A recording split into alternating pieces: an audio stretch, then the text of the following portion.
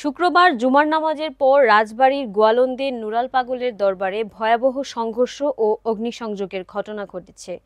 সংঘর্ষে একজন নিহত ও আহত হয়েছেন শতাধিক।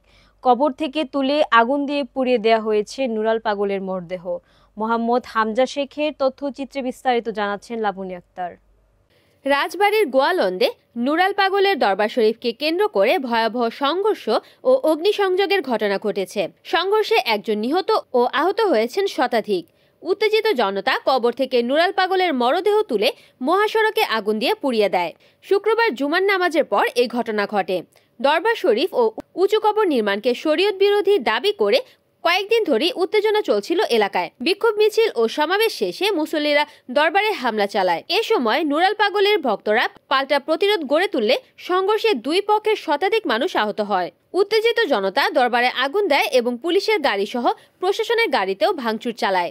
উত্তপ্ত পরিস্থিতি নিয়ন্ত্রণে কাজ করেছে সেনাবাহিনী, র্যাব ও পুলিশ।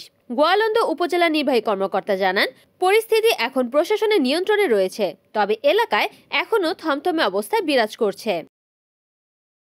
রিপোর্ট করেছেন রাজবাড়ী প্রতিনিধি মোহাম্মদ হামজা শেখ, এনএন টিভি।